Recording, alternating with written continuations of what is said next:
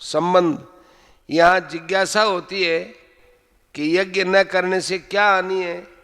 इस पर सृष्टि चक्र को सुरक्षित रखने के लिए यज्ञ की आवश्यकता का प्रतिपादन करते हैं।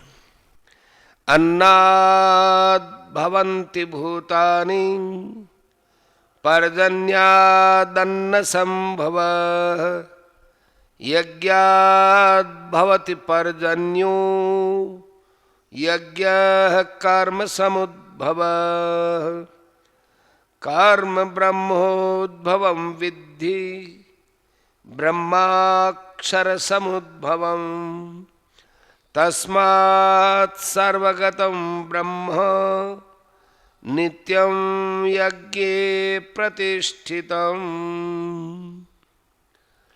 संपूर्ण प्राणी अन्न से उत्पन्न होते हैं। अन्न की उत्पत्ति वृष्टि से होती है और वृष्टि यज्ञ से होती है और यज्ञ विहित कर्मों से उत्पन्न होने वाला है। कर्म समुदाय को तू वेद से उत्पन्न और वेद को अविनाशी परमात्मा से उत्पन्न हुआ जान। इससे सिद्ध होता है कि सर्वव्यापी परम अक्षर परमात्मा सदा ही यज्ञ में प्रतिष्ठित है। 14 और 15। प्रश्न, अन्न शब्द का क्या अर्थ है और समस्त प्राणी अन्न से उत्पन्न होते हैं, इस वाक्य का क्या भाव है?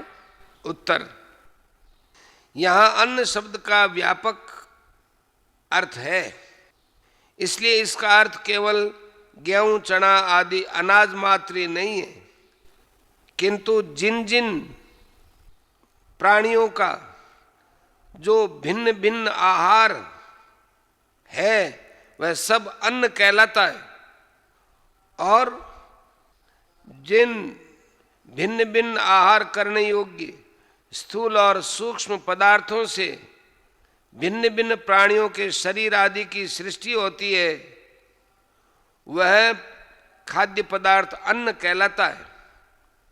उन समस्त खाद्य पदार्थों का वाचक यहाँ अन्न शब्द है। अतः समस्त प्राणी अन्न से पैदा होते हैं।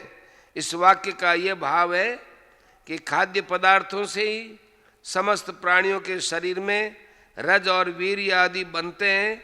उस रजवीर्य आदि के संयोग से ही भिन्न भिन्न प्राणियों की उत्पत्ति होती है तथा उत्पत्ति के बाद उनका पोषण भी खाद्य पदार्थों से ही होता है। इसलिए सब प्रकार से प्राणियों की उत्पत्ति वृद्धि और पोषण का हेतु अन्न ही है।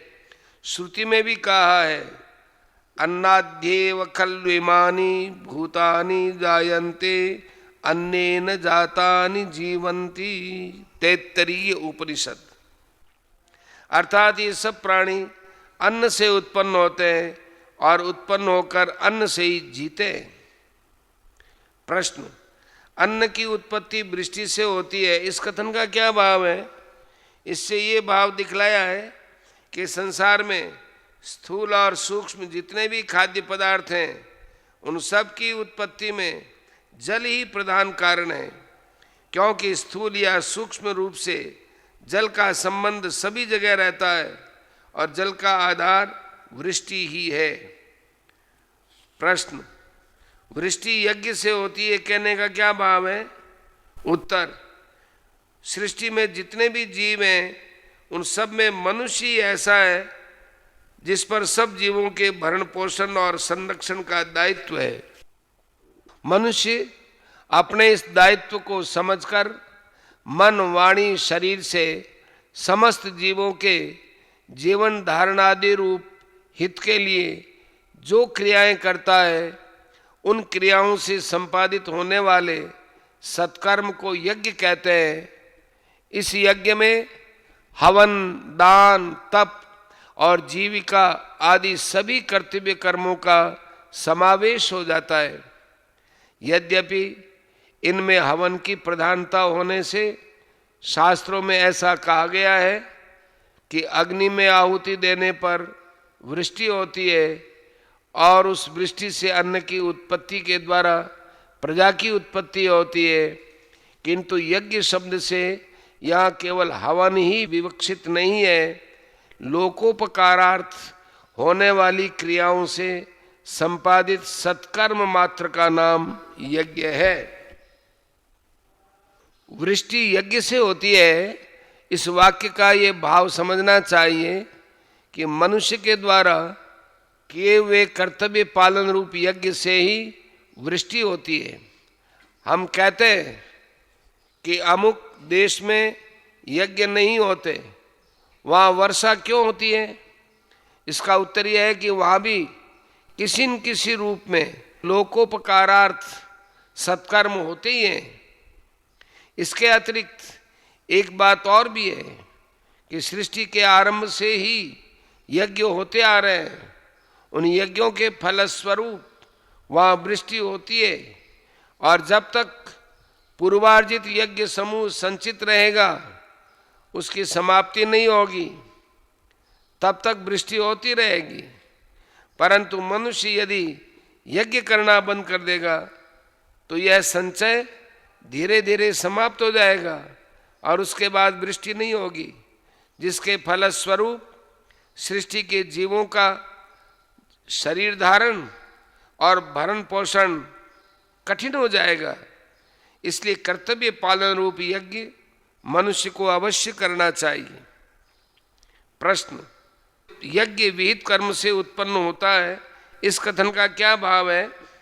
उत्तर, इससे ये भाव दिखलाया गया है कि भिन्न भिन्न मनुष्यों के लिए उनके वर्ण, आश्रम, स्वभाव और परिस्थिति के भेद से जो नाना प्रकार के यज्ञ शास्त्र में बतलाए गए हैं, वे सब मन, इंद्रिय और शरीर की क्रिया द्वारा ही संपादित होते हैं।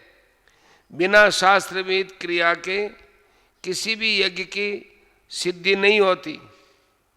चौथे अध्याय के 32वें श्लोक में इसी भाव को स्पष्ट किया गया है। प्रश्न, ब्रह्मोद्भवम पद में ब्रह्म शब्द का क्या अर्थ है और कर्म को उससे उत्पन्न होने वाला बतलाने का क्या भाव है? उत्तर, गीता में ब्रह्म शब्द का प्रयोग प्रकरणों के अनुसार कहीं परमात्मा, कहीं प्रकृति, कहीं ब्रह्मा, कहीं वेद और कहीं ब्राह्मण लिया गया है। ये ब्रह्म शब्द इन सब के अर्थ में हुआ है। यहाँ कर्मों की उत्पत्ति का प्रकरण है और विहित कर्मों का ज्ञान मनुष्य को वेद या वेदानुकूल शास्त्र से ही होता है। इसलिए यहाँ ब्रह्म शब्द का अर्थ वेद समझना चाहिए। इसके सिवा इस ब्रह्म को अक्षर से उत्पन्न बताया गया है, इसलिए भी ब्रह्म का अर्थ वेद मानना ही ठीक है, क्योंकि परमात्मा तो स्वयं अक्षर है और प्रकृति अनादि है। अतः उनको अक्षर से उत्पन्न कहना नहीं बनता। और ब्रह्मा तथा ब्राह्मण का अर्थ यहाँ प्रकरण नहीं है। कर्मों को वेद से ही उत्पन्न बतलाकर यहाँ ये भाव दिखलाया है कि किस मनुष्य के लिए कौन सा कर्म किस प्रकार करना कर्तव्य है, यह बात वेद और शास्त्र द्वारा ही समझकर जो विधिवत क्रियाएं की जाती हैं, उन्हीं से यज्ञ संपादित होता है। और ऐसी क्रियाएं वेद से या वेदानुकूल शास्त्रों से ही जानी जाती है। अतः यज्ञ संपादन करने के लिए प्रत्येक मनुष्य को अपने कर्तव्य का ज्ञान प्राप्त कर लेना चाहिए। प्रश्न, वेद को अक्षर से उत्पन्न होने वाला कहने का क्या अभिप्राय है, क्योंकि वेद तो अनादि माने जाते हैं?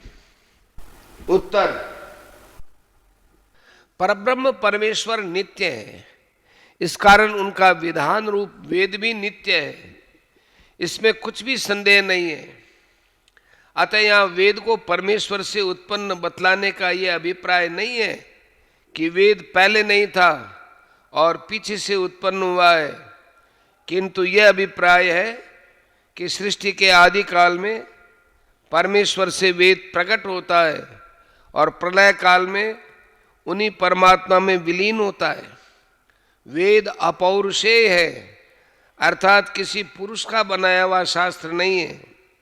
यह भाव दिखलाने के लिए ही यहाँ वेद को अक्षर से यानी अविनाशी परमात्मा से उत्पन्न होने वाला बतलाया गया है। अतएव इस कथन से वेद की अनादिता ही सिद्ध की गई है। इसी भाव से 17वें अध्याय के 23वें श्लोक में भी वेद को परमात्मा से उत्पन्न बताया गया है। प्रश्न, सर्वगतम विशेषण के सहित ब्रह्म पद यहाँ किसका वाचक है और हेतुवाचक तस्मात् पद का प्रयोग करके उसे यज्ञ में नित्य प्रतिष्ठित बतलाने का क्या भाव है? उत्तर, सर्वगतम विशेषण के सहित ब्रह्म पद यहाँ सर्वव्यापी, सर्वशक्तिमान, सर्वाधार परमेश्वर का वाचक है और तस्मात् पद के प्रयोग पूर्वक उस परमेश्वर को यज्ञ में नित्य प्रतिष्ठित बतलाकर यह भाव दिखलाया गया है कि समस्त यज्ञों की विधि जिस वेद में बतलाई गई है वह वेद भगवान की वाणी है। अतः एव उसमें बतलाई हुई विधि से किए जाने वाले यज्ञ में समस्त यज्ञों के अधिष्ठाता सर्वव्यापी परमेश्वर सदा ही स्वयं विराजमान रहते हैं, अर्थात यज्ञ साक्षात परमेश्वर की मूर्ति है। इसलिए प्रत्येक यज्ञ को भगवत प्राप्ति के लिए भगवान के आज्ञानुसार अपने अपने कर्तव्य का पालन करना चाहिए।